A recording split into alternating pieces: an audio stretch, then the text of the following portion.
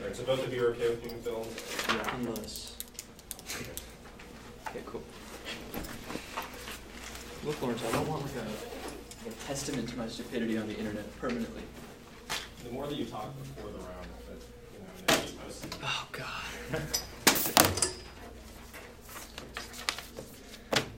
Flash email. Yeah. Okay. Full email list.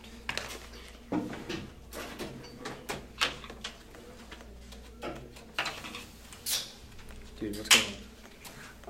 What's going on? There you go. There it is.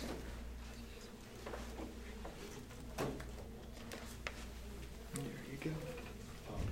Am I on the main? Yeah, you are. I had you from round 5.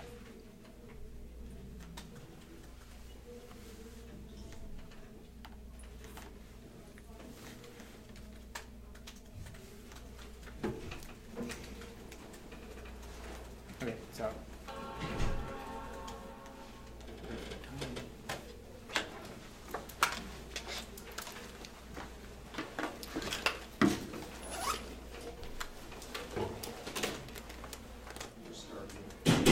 You ready? Go. Okay, cool.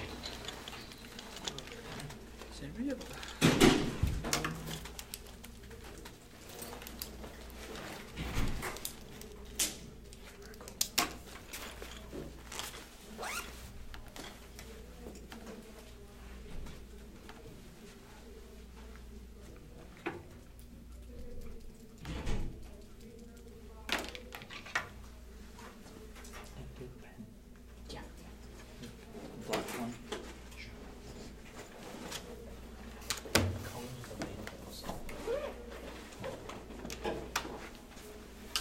Right. Everyone ready? Ideal theory is unable to give us transitional principles that govern the transition between an ideal and non-ideal society. Mills 9. Let us demarcate ideal theory and ideal just circumstance and rectificatory ideal, which is ideal required to remedy injustice. The ideal represents the goal located on timeline in which we have no access. We would have to abandon our present social order. The idea is no history of injustice. If we need it appropriate to anti-discrimination to make sure injustice does not enter, this would produce a race equality. How can this ideal serve to adjudicate the merits of politics aimed at correcting the white supremacy? Is ideal theory enables you to say when a society is just, but not tell you what to do if you find yourself in an unjust society and what to correct as unjust. What is required is the non-ideal that serves some reality of injustice, trying to rectify disadvantage through affirmative action, not equal and not discriminating, especially when there are no blacks to be discriminated against. What is ideal called for under ideal circumstances is not what is ideal called for under non-ideal circumstances. And morality is based on response to problems in the world, which justifies focus on resolving material conditions of violence. Papas 16. Empirical inquiry about injustice must begin with designation of where the injustices are. Injustice are events suffered by concrete people. We need to start by pointing out and describing problematic experience. So instead of theoretical, how we must pre-theoretically designate the subject matter. One must be careful to designate the subject matter in a way as not in favor of one's theory. Concrete social problem is then independent and neutral with respect to competing diagnostics. To rectify and improve any diagnostic, we must return to the concrete neural making problematic situation. One methodological starting point is important. Cures should address unique circumstances. Thus, the standard is mitigating structural violence, and I affirm resolved in the United States national service ought to be compulsory. Contention 1 is adventurism. Decreased involvement has created a growing divide between civilians and military. Empirical studies and polls prove. Dempsey 17. As the U.S. engaged in the longest conflict on the backs of a very small population, distance between the military and its people, field public expressed military force relied on special operation with the public largely disengaged and unaware of service and disconnected, neither new nor unforeseen. Studies found dramatic decrease in military structure at the end of the Cold War, significantly decreased military force, leading to fissures between the nation's military. In 2017, distance more pronounced than ever. Questions from service where majority of respondents indicated they did not know. All volunteer forces encourage adventurism, lack of concern. The military becomes a tool of politicians and elites to do whatever they want. Compulsory service force society demand better military policy. Erkin Thomas 15. The AVF 5 cautions could harm civil military for the isolation of the military from society and threats to civilian control, overrepresentation by minorities, erosion of society's concern with foreign policy, and an inclination for the country to embark on military adventure. The 2001 most of the caution seemed prophetic. Participation in the military population is at an all-time low since World War II. 71% of Americans believe they don't understand the problem their military faces with professionalization. The military becomes a tool for politicians to promote their own agenda. Fewer American families are affected by death and injury. Common less cry about the use of the military. Since 9/11, we fought 2 wars uninterrupted for 13 years. Had we draft more soldiers, our beleaguered volunteers might not have been required to make so many deployments, and an equally distributed burden of service to the population would have demanded a better strategy. Our military is disconnected. Our society seems to have surrendered ownership of important military decisions. Since the 80s, there have been a marked increase in deployment of military forces. Volunteer military, coupled with distant interests, Congress and elites, appears to pave the way for adventurism. And interventions backfire or impels to cause economic harm. Krasnicki 16. Military intervention will always lead liable to backfire and cause ideological, political, and economic harm than providing solution to problems. Perception of U.S. imperialism also caused U.S. political harm, fear of being victim of future U.S. hegemonic influence. A clear response to U.S. role in Kosovo. Since 9/11, U.S. military interventions have been less focused on defending and more on deterring security threats, fundamental Islamism. This will result in a barrage of contested military intervention. Interventions also pose enormous economic harm upon the U.S. The cost of more than $2 trillion result in the U.S. economy has suffered an unemployment rate of about 10% increase of non-state terrorism. Fueled militarization intervention caused more harm than finding satisfactory solution to problems in Iraq. Military intervention will backfire. They are liable to create or even subject to harmful consequences. Foreign intervention being viewed as a new method for 21st century colonialism constantly seek to ensure their national interests. And compulsory national service empirically decreases mass support for war. Horowitz and Ledusky 11. Public support for war varies depending on experimental conditions. We see a very large effect of conscription moving from all volunteers to conscript army, decrease support by 17%. Conscription by increasing perceived cost of war, decrease the mass support for war. Decision to conscript rather than variation level of expected casualty drives the result. We use regression to analyze data. Controls variables include prior service, gender, hawkishness, partisanship, age, income. Consistent with the hypothesis, reintroducing the draft decreases support. The draft's always had a large effect on attitudes toward conflict. Experimental manipulation rather than the demographic attribute that drives support. We can test the underlying self-interest mechanism. Young people become more strongly opposed to conflict when the draft is reinstated. Reintroducing the draft decreases probability of support by 23%. When they will have to shoulder the cost of fighting. Not only does the draft decrease public support for war, it does so for the reason we articulate: self-interest. Contention to his military culture. Militarism dominates status quo policy in American culture, makes failed crisis and war inevitable. Greater 16. Modern U.S. warriors are prone to failure, violence, tailored diplomacy, abuse of military power is far more threatening. We are governed by military that does not serve national interests. Obsession with arming ourselves for World War III, deploying forces in hundreds of bases. Where a nation goes looking for trouble, overreaching military doctrines considers masculine insecurity. American culture and policy are drenched in warrior celebration. Faith in military might is grounded in the national psyche. After failing wars in Iraq and Afghanistan, we see patriotic rituals to thank returning veterans. And national service resolves a culture of military that lets elite officers control foreign policy. Killborn et al. No date. This system will be the strongest possible preventive of war. Universal military training and service essential to well-being. It is not service which will be able to build up militarism under which the military class receives special precedence under undue influence on the nation's policy. Such a situation would be intolerable in this true democracy. We want no privileged class that claims to have the right to volunteer to do their military service. This service altogether living under the same conditions rests upon one fundamental principle, that is equality of opportunity. Goes hand in hand with equality of obligation. Switzerland shows no trace of militarism. All their universal training and service can never produce militarism, being in fact the enemy of militarism. Where true universal service is the army represents all the people. Militarism is impossible. It renders unnecessary the largest standing army. It is effective and alone can furnish the army is necessary. And militarism causes massive oppression and violence spending in areas that trade off with well-being of the country and a race to nuclear war. Flag key 17.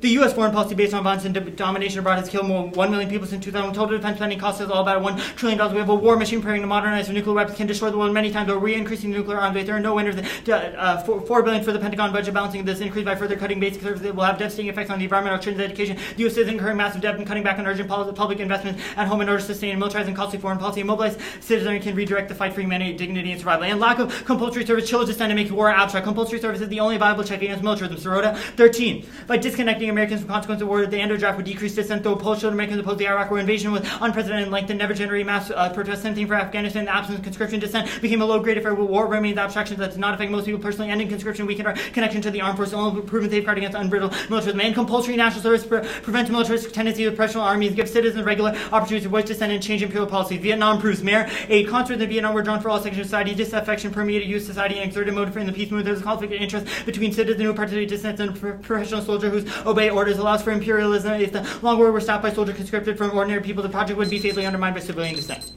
Mark the credit, civilian dissent. So right there, right? Okay. Give me a second. Yeah. Give me a second. Let me get rid of this Cicero evidence. Alright. Everybody good? Yeah. What does he have to defend? We'll defend the resolution. Right. There are multiple interpretations of what the resolution is. What are the specifics of the affirmative policy? We'll defend a draft. Right, but Yeah. there are Or other we're factors. drafting people into the military. What does that mean? What is a draft? Tell me more. What do you want me to specify? Sure. So I want you to specify. Give me a sec. Okay. Can you tell me what the policy of the affirmative is? Sure, we are implementing a draft that gets Okay. people. The enforcement mechanism. The enforcement. What do you mean? Yes. The Right, there are different mechanism? models of what a draft looks like, right? Sure. So, like, for example, North Korea has, like, a 10-year draft policy, but Sure, we'll Yugoslavia... defend like a 2-year national service draft, and if people don't Okay. follow it, they will have legal repercussions, which could include things such as jail or other negative things. Okay, cool. Let's talk about the aft. So, like, where is the solvency advocate for this aft? The solvency act for defending Resolution 1, but also you can look to all Right, our cards but that then talk about certain time periods where we will defend. Normal means 1 checks that. 2 also Wait, the no, fact no, that no, all no, our no, 1AC evidence no, is so specific can- to a certain hey, period of time. Wait, is there any piece of evidence in the affirmative that establishes? Every piece of the 1AC is a form that justifies Right, what that the specifies 1AC what the is affirmative advocating. policy You can is. try to read theory, but we will defend that, one, the 1AC defends normal means, two, every piece of evidence is Okay. a advocate for what Okay. the affirmative is advocating. Okay. Does any of these all these pieces of evidence are solvency advocates for you? They defend the Their evidence as to why compulsory natural service is good, so yes, it would be solvency. They're Okay, wait, stating why what the affirmative action is a good idea. no. What I'm not understanding is where is any piece of evidence in the affirmative that says that Look, the you can specific read policy- whatever you like. You can read whatever. I'm you want asking to you a policy. question. It's a yes or no question. Don't tell me you'll defend it. It's a yes or no question. Okay. What do you want me to answer? It Yes is or your no? affirmative. I can't tell you the Yes. answer. What do you? Can you restate the question? Is there any piece of affirmative that specifies explicitly what the 1AC policy is and says it's a good idea? I mean, one, we are defending the It's a resolution. You yes forced me to or defend no something specific, so I question. gave you something specific. If you want to read what normal means would be, you can't, but we will defend normal means. Okay, let's go to the contention. Let's go to the framework of the affirmative. What does he warrant inside Pappas?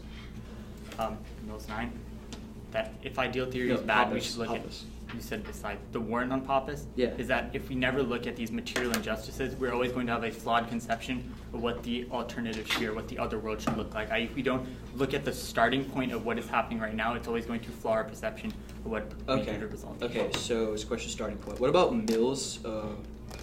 What is the warrant in this side? What's the warrant in this side? The argument is that we are not going to be looking, starting at a world where there's no things such as racism or discrimination is a bad thing because it ignores the material harms occurring now and distracts from material injustice occurring to Sure. minorities. Sounds good. It's like perhaps starting now.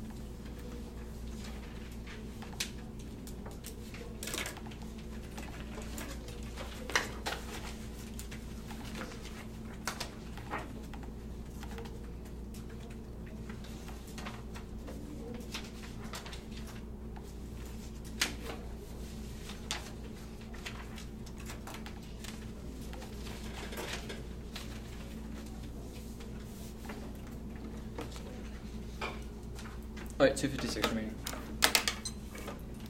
Order? 12 case. Let me know.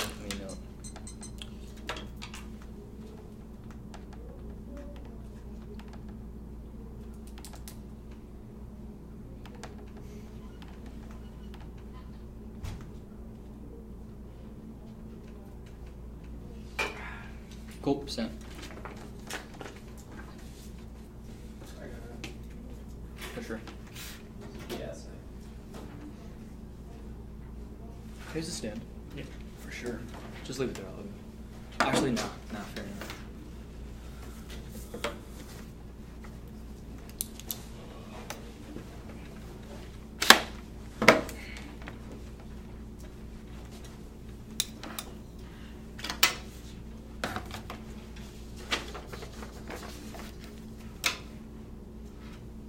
Oh, so yeah, 2 up cases. Everybody good?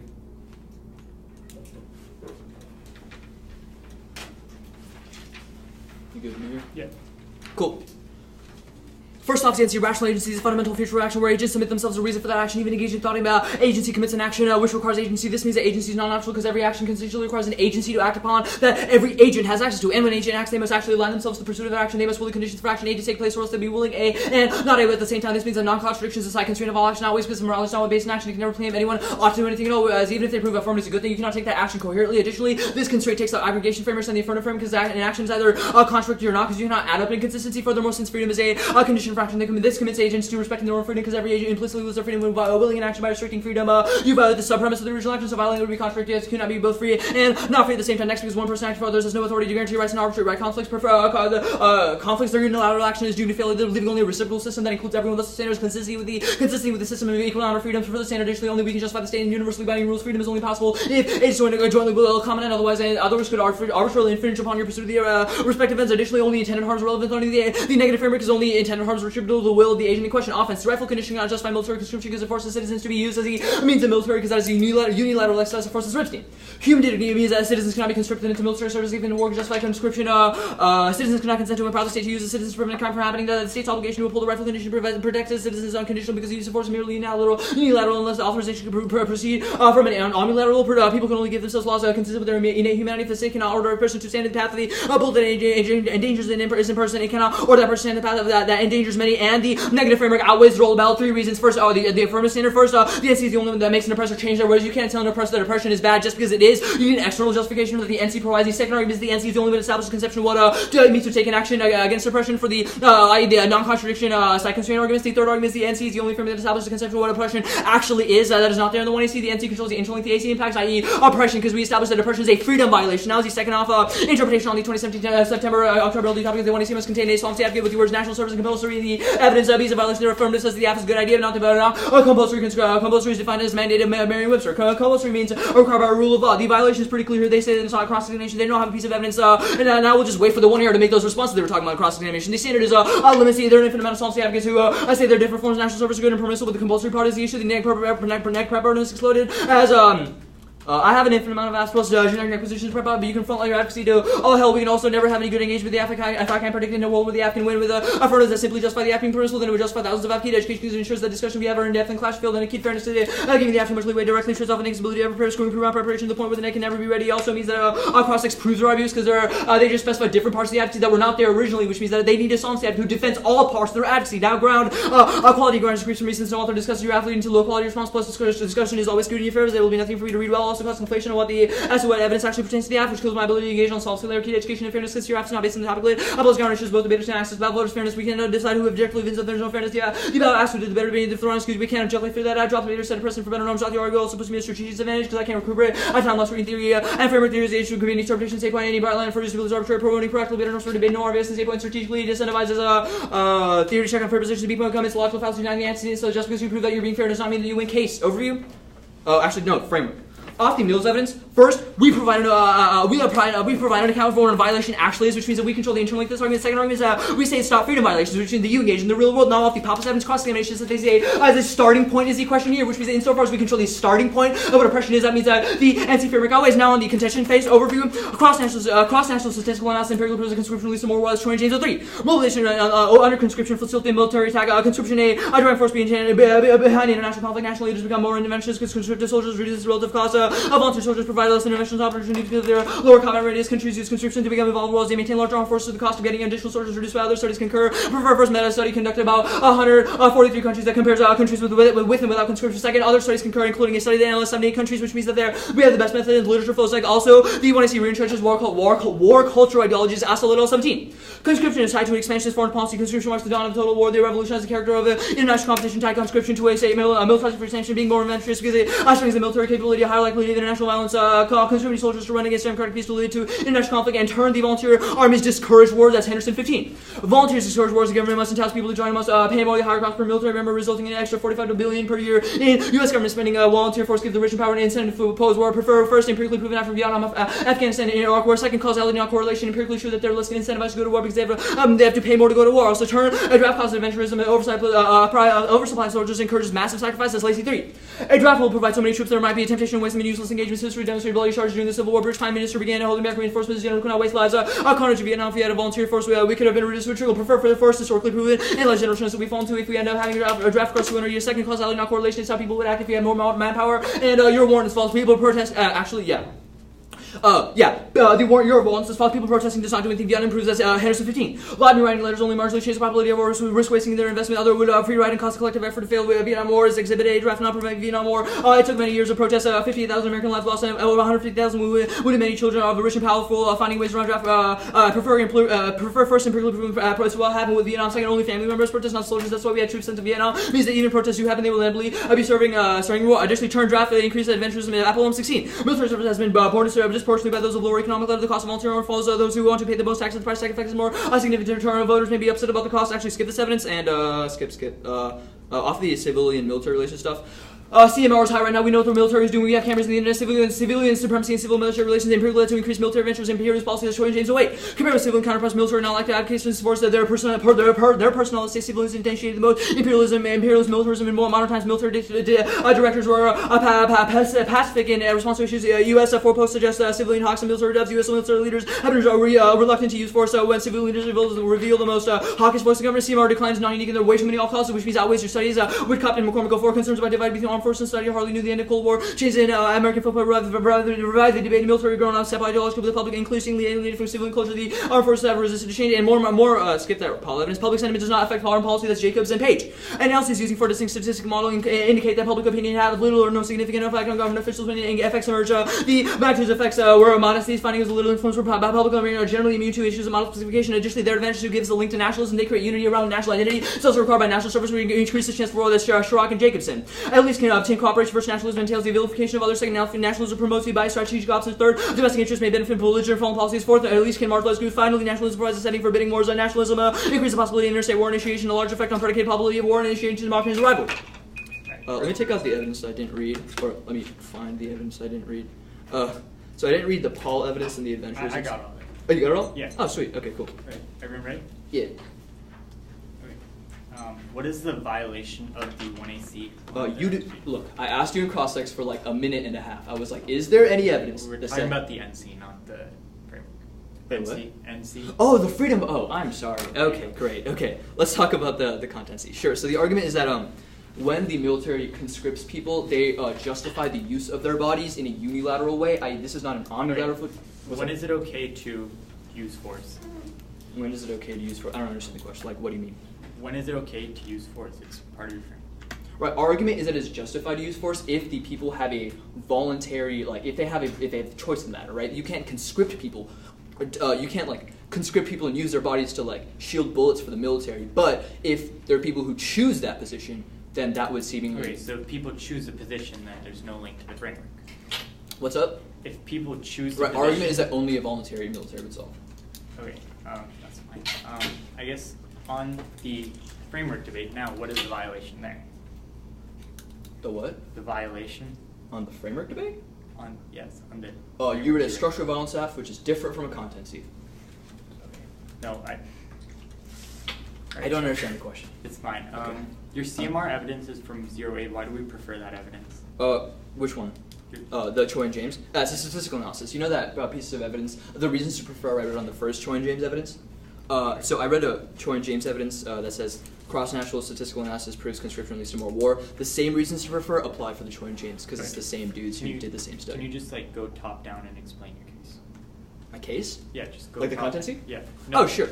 Yeah, sure. Sure. So we start from the premise of freedom, right? Our argument is that whenever somebody acts, it is constitutive of their action to use freedom and agency. Our argument is that. So our argument is that when we use agency, somebody must submit themselves to the reason for that action, or else. Right. So I guess an example would help. So let's say I want to will to make a peanut butter jelly sandwich. Right. Our argument is that in order to will making a peanut butter jelly sandwich, I would also have to will getting the peanut butter from the store, getting the jelly from the store, getting a knife to spread the peanut butter jelly, etc., etc. If you do not will the conditions for your action to take place, that means you will a contradiction. Right, you will not making the peanut butter jelly sandwich and making the peanut butter jelly sandwich at the same time, which is a contradiction. Then we say that for whenever I act, let's say I want to make that peanut butter jelly sandwich, right? Whenever I'm making that, I will my freedom in making that peanut butter jelly sandwich, which means that violating freedom violates the sub-premise of an original action, right? Which means that would be contradictory, because you would be both free to make the sandwich, but also not free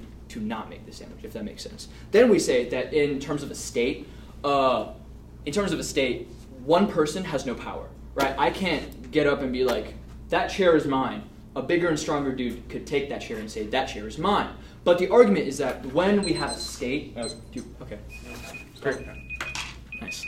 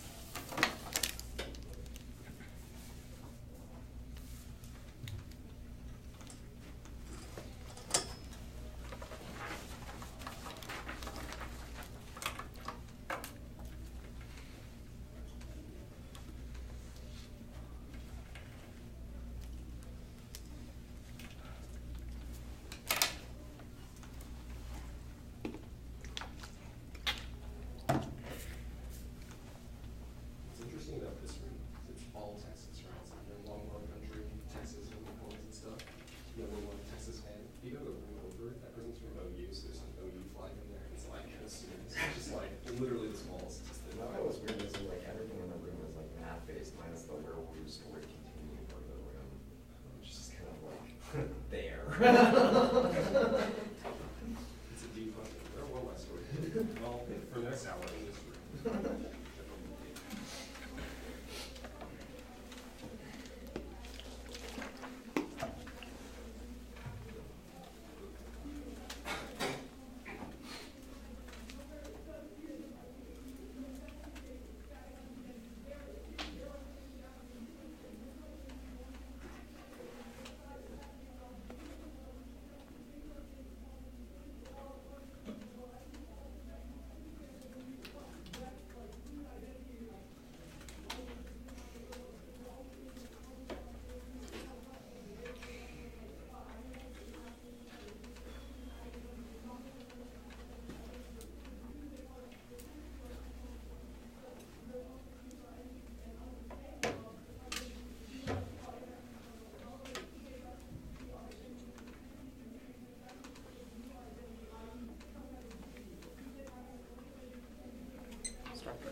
How much paper do you have left? 124. Sweet. Emailing it out. Yeah, for sure.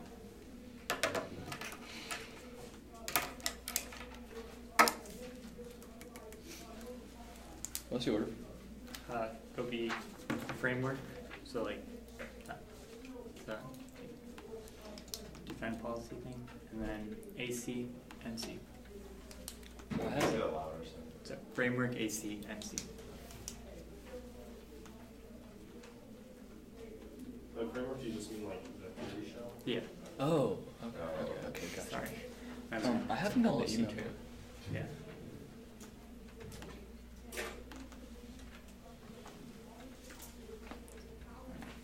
A bit slow.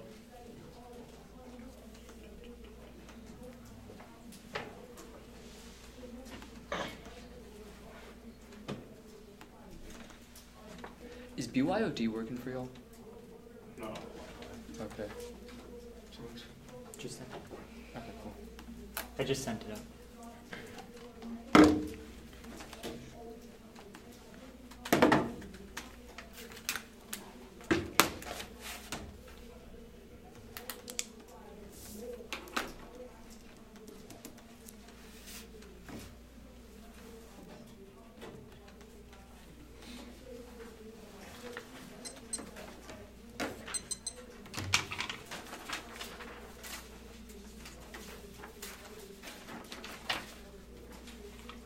Everyone ready? Counterinterpretation: the affirmative may defend on the 2017 September October LD topic that app may defend the resolute as a general principle. One solves all your offense because you can get all your links to any of your arguments as long as you read a definition of the argument. Second, also turns your limits argument because you have as many, you can justify as many anti-arguments. You can read any picks you want. Also, that answers your ground argument. Key, and this is key to one. advocacy skills. We can make sure that you can test the resolution from all perspectives. To also key to topic education, because you can discuss the core of the debate, which is compulsory. Also, on their theory show, we didn't violate the violation. There violation that we don't specify compulsory, but all the 1AC evidence is specific to why compulsory national service is uniquely good. That is the bright line. You can, as long as we provide evidence as to why compulsory national service is good, that proves that the AF is reasonable. Also, prefer reasonability, with the bright line being the evidence. As long as he has gotten his generic case for the interlink, that's enough for you to vote for him. Also, clearly proven through cross-examination, this is an abusive theory show. He's just trying to get some concession out and win the debate round. Prefer my interpretation because it sets a better model for debate, ensure that both sides get equal participation, and don't drop the debate, or just drop the argument, and don't drop me now, just drop the plain text. On framework. Theory, prefer reasonability. Specifically in this round, he has read a Blippy theory show to justify and try to win this round. Prefer the AF reasonability. We have read a general principle. He has gotten all his turns. Will win the case debate. Go to case. It's try or die for the one. You see, militarism permeates all of society, means that most of his cases are a defense of most in a world where Trump is just going to kill us through some military attack, or we're going to expand our military and lead to World War III. Anti-Islamic extremism is going to cause us to engage in multiple forms of violence. It means that the one you see is try or die. All their turns and most are minimal defense. Case that weighs on the impact of military. And that was the evidence read in the one you see. Also going down their turn one, they say that the start on framework, actually start on framework. They say the starting point is bad, but they concede to read as to why the epistemological starting point, looking at structural minds, is uniquely good. We cannot have a good starting point unless we recognize these bodies. Otherwise, that starting point is always going to be flawed. We'll go down to the case turn now and prefer our structural minds on one papas. We look at a starting point which is uniquely good. Second, prefer on Mills, the ideal theory that the absolute is a world without any discrimination or any violation of freedom, means that is going to be a disadd to their frame, because we can never look at the material injustice that occur and go to case. We'll extend the 1AC here. Extend that there is a big divide. The Dempsey 17 decrease in involvement has led to a growing divide between civilians and military. Empirical study and polls we prefer evidence. One is from this year, means that his evidence is uniquely bad. We also have polls that talk about the public themselves can see that there is there's a huge gap between the military. The impact of that is intervention backfires their imperialism, cause economic harm. Krasniki 16. That's the impact we'll be going for. This impact weighs on global intervention. One, because it leads to imperialism. Also keeps fueling militarism in a world where Trump is not going to have any checks on him. The 1AC said that the checks are people going into the military, which answers most of his solvency claim. You can see the accountability reasons for the 1AC, i.e. people going to military is uniquely good because that leads to accountability. We'll answer all your time. First on Choi, your argument, accountability checks. You can see that means that conscription is uniquely good because that leads to accountability checks.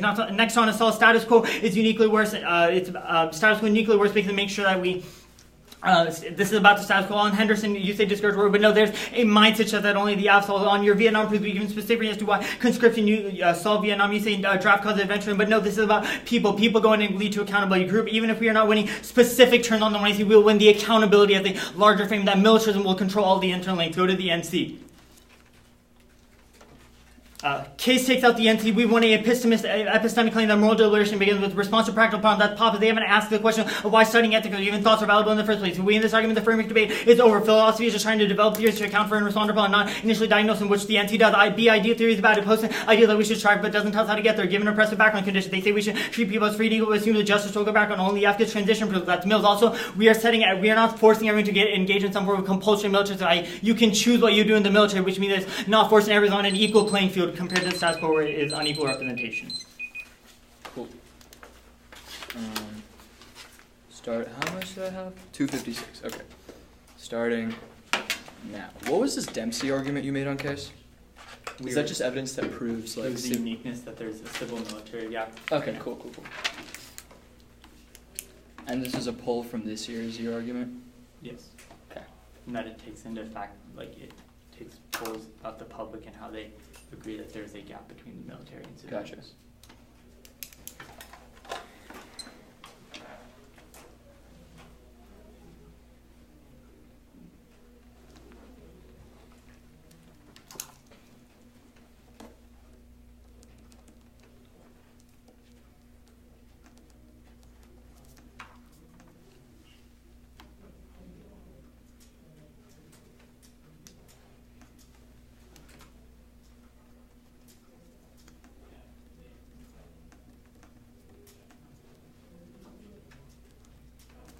Oh, the accountability stuff was for adventurism or militarism?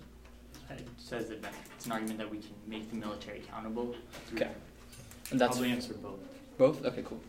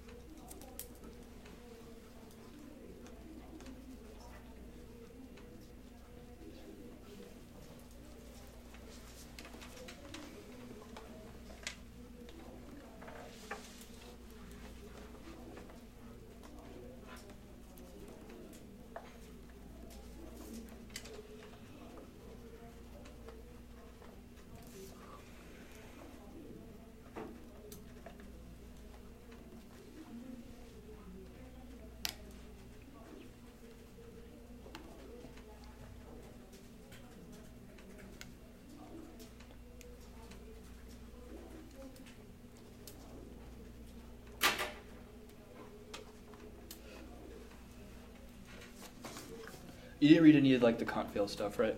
No. Cool.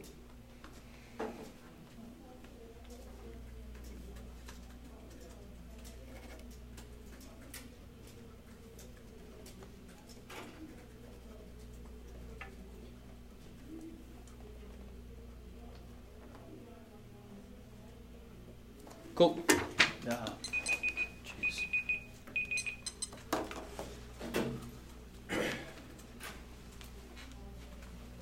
My pen.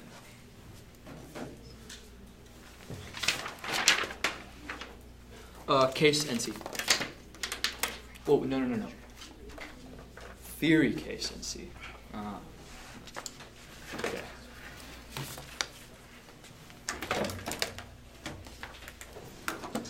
Is there a doc book? No.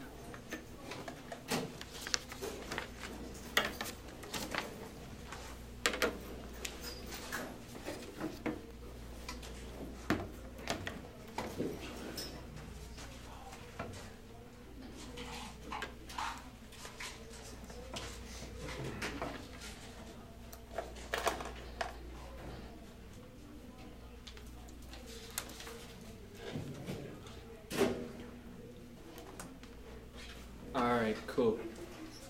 Is everyone good? So it'll be theory, case, and C. Y'all good? You give me here? Yeah. Alright, for sure. Theory, the counter-interpretation, even though it's bad, we'll still just win the no RVR arguments, extending no RVR arguments, it strategically disincentivizes people to check on fair positions, also commits the fallacy of denying the answer, which means that even if they're winning competing interpretations and reasonability, they do not win for winning the theory shell, they're just not lose, which means now it's just a question of substance debate. Let's go to the AC. First, they conceded me in prep time that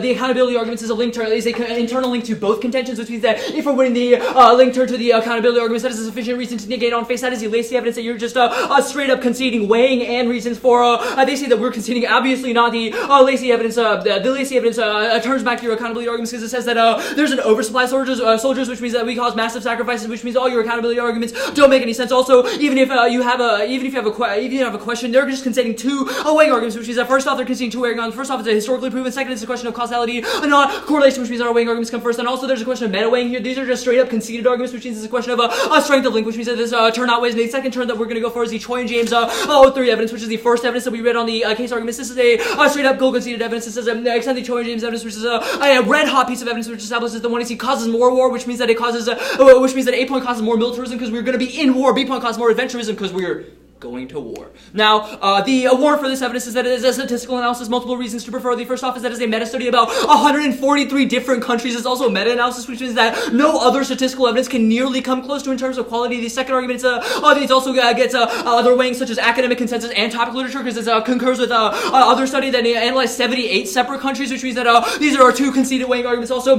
another meta-weighing argument, they're just straight up conceding this in the last speech, which means you always are negative on questions strength of link. That is the case debate. Vote for the negative on any of those terms. Let's go to the negative case. Content C. So they make two responses, two framework indicts in the last speech. Let's line by line those right now. On the first argument, they say that they won an epistemic claim about moral deliberation beginning with a response, but A point, this presumes that they won the epistemic claim, but the B point is that they say that when the starting point, but yes, you can see to me that you can see to me that your question is a question of starting point and cross-sex, but this evidence says that you control the interlink to the starting point because it's an epistemic question about how moral deliberation arises in the first place. Well, guess what? You can't deliberate without agency, which means that we control the starting point there, which means that we're winning that debate. Now on the second question. They say that ideal theory is bad, that it posits an ideal, but they're just conceding three separate reasons for why ideal theory is a necessary internal link to the affirmative framework, which means insofar as winning any of these three reasons, that turns back these arguments. So let's go to the negative framework right now. Extend that freedom is a relevant condition for action. This is the extend that freedom is a relevant condition for action. This is the argument about that freedom is a fundamental feature of anything because when agents submit themselves for action, this is we constitutively will our freedom in willing an action, which means that violating freedom is violating the sub-premise of the original action. Additionally, extend that non-contradiction is a side constraint of all action. This is a action theory weighing argument for why the NC framework outweighs the affirmative framework. This is a reason for why the affirmative framework cannot speak to what morality obligates us to do, which means that the negative framework clearly outweighs you. The second argument is that one person cannot act for other, cannot have a provision. One person cannot guarantee rights claims and other things in a unilateral sense, which means that we need a reciprocal system or an omnilateral sense that includes everyone, because only then can we guarantee rights claims. Now, I extend the standard analysis, which takes out the entire framework on a question of weighing. That says that the negative framework is the only one that can account for the conception of the state, which means that this takes out all the real world good stuff in the next speech about how Kant isn't real world. Arguments that the only reason the state can exist in the first place because of the real world stuff that is coming out of the context, which means that we're clearly winning the debate here. So yeah, they're just conceding too much. Now let's go to the substance. So they say case takes it out, but they're conceding that intended harms are the only relevant harms underneath my framework, which means that insofar as you can't prove that the NC intended all these bad things, look, they don't matter underneath my framework. But additionally, there's this other term that they read is you get choice in conscription because you choose where to go. You're still forced to get conscripted, though, which means that this term doesn't make much sense. So extending Ripstein evidence, which says that a conscription is a unilateral exercise of force, which means that the substance is conceded. Insofar as substance is conceded, and they're conceding 7 weighing arguments for the negative case, it's pretty much over. Let's go through the ideal theory good stuff, and then I promise I'll sit down. On the NC outweighs the role ballot question. The first off is that they can never motivate oppressors to change their ways, which co-opts all the real world education arguments, which means that there's no way for them to prove that their framework is more real world than us, whereas their framework is literally inapplicable for changing racists or changing oppressors to change their ways, which means this is an argument because you cannot use a circular justification. Look, you can't be racist because racism is bad. You need an external justification that my framework provides, i.e. that is a freedom violation. The second argument is that the NC is the only one that establishes the conception of what it means to take an action, the non-contradiction arguments, which means that we are a question of action theory, which the further never speaks to, which is a clear weighing argument that we're winning. Third argument is that the NC is the only framework that establishes the conception of what oppression actually is, which also co-opts the starting point arguments made in the 1ER, which means that there's no hope for the 1ER here. The argument is simply that we control what oppression is, which means that even if we have moral deliberation for some sort of problem, the only way we know what that problem actually is because of the NC, which means we control the problem and the solution, which means that my framework is inescapable regardless of where you go, which means that we're clearly winning the framework to be here. Additionally, their substance arguments are pretty terrible, so which means, yeah, their substance arguments are pretty terrible. Intent foresight distinction takes out the turn, but additionally, even if you don't buy that, the argument is that the turn doesn't solve because there still is a freedom violation. You can vote basically wherever. How much time? Yeah, so I'm breaks down relatively simply. They're conceding too much on the framework debate. Even if we're winning the framework debate, they don't have any substance or turns on the negative contention, which means that regardless, we're still winning. But even if you don't buy any of that, conceding 2 case turns that have conceded weighing coming off them, which means that even if somehow you don't believe the negative gets to the framework debate, we're winning the substance debate. Plus, they can't win on theory because they don't win an RVI, which means that it is game over.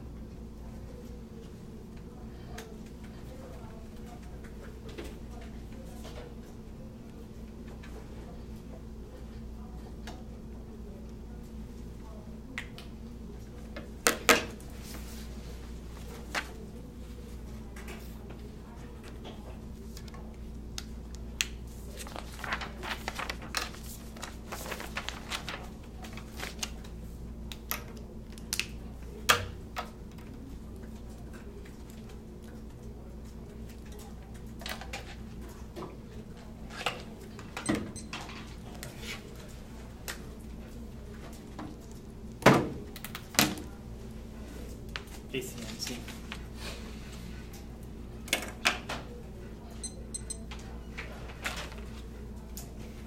Everyone good? Sorry. Yeah. Militarism wins this round. Look at the last 2 arguments made at the bottom of the 1AR. We'll reiterate them right there. 1.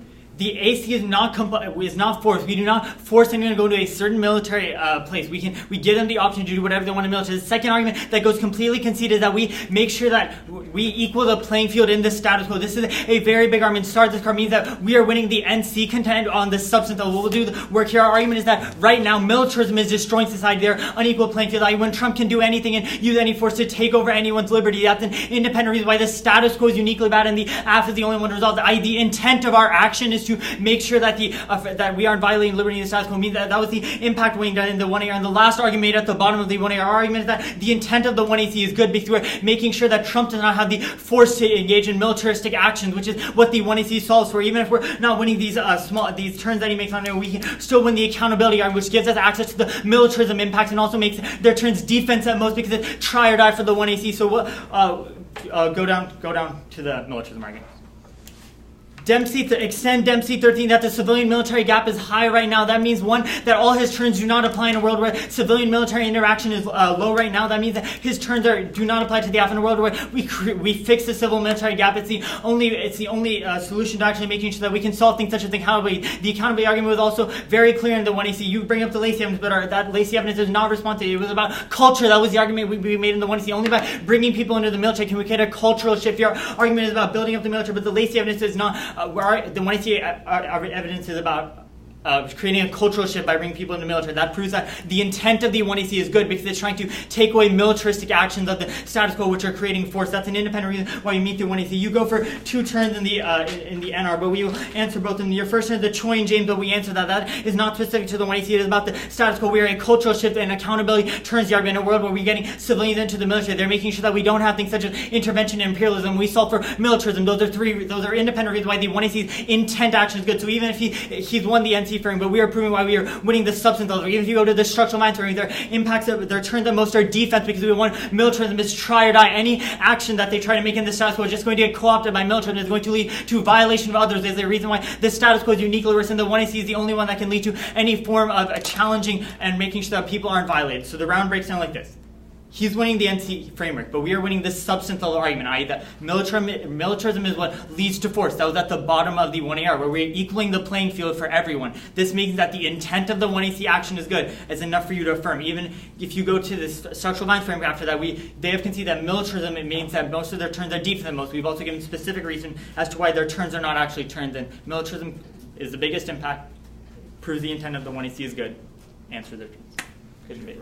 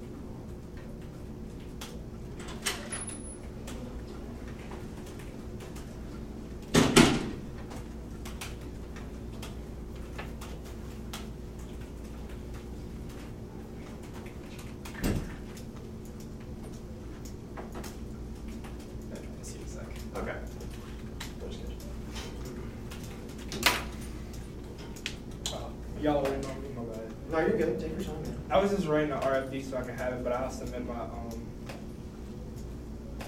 decision.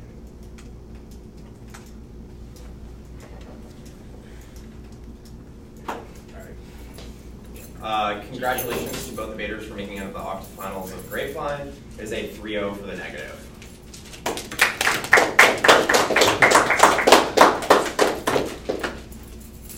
Someone want to start? I'll start. So, let me see. I voted neg for a couple of reasons. Number one, neg harps on it collapses on militarism, but you don't even go with the empirics, right? You give up the empirics, which you know you're losing. You give up empirics and go with intent. Number one,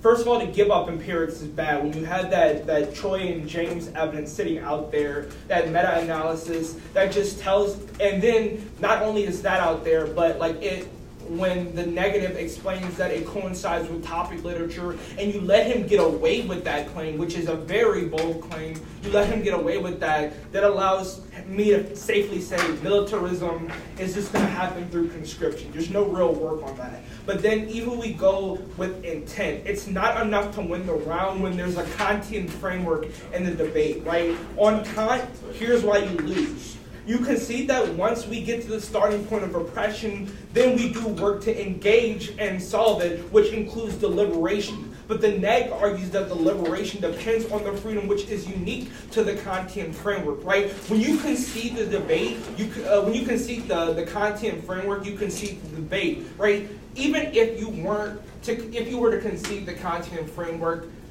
at least you would have the empirics to keep you in the game. But you can like the neg says, you just concede way too much. Yeah. I largely agree with that articulation. I think that there isn't enough work done here on your part on the Joy and James and the Lacey piece of evidence. I also think some of your arguments against the conancy just don't make a whole lot of sense, right? Like, you make this argument that people are going to get a pick, basically, what part of the military they go to. I think you're right in just articulating. I'm sorry, I don't know your name, Cypher. But I think you're right in articulating that that's a relatively. Yeah, I'm sorry. I know I just said you. I'm sorry, I don't know your name. And I know it's also on tap room, but I think you articulate correctly that. That is you're still being coerced into doing something that still violates the Kantianancy. We can't make that a universal law, basically. So I think it's pretty easy to vote off Kant. I think it's also pretty easy to vote on James and Choi. I also think that you basically have to win this accountability solves back for a ridiculous amount of things type of argument. And I just still feel even if you're to win that argument, there's just a ton of stuff that he's cleanly extending. It was the 1 AR. Huh? It's not a good 1 AR. Yeah. The one AR was in a I set myself up for that. Yeah, that's what I was going to try to say. Is I feel like you just need to think more in the 1 AR about what can actually win you the round. I mean, I don't feel like it was that crazy of a 1 and C strategy. It was just the fact that he engaged in case maybe more than other LPers do. But, yeah. I mean, that's not that weird. Especially running a Kantian framework, you wouldn't expect that much case engagement, but it was there, and I think it kind of threw you. Yeah, same. Cool. All right.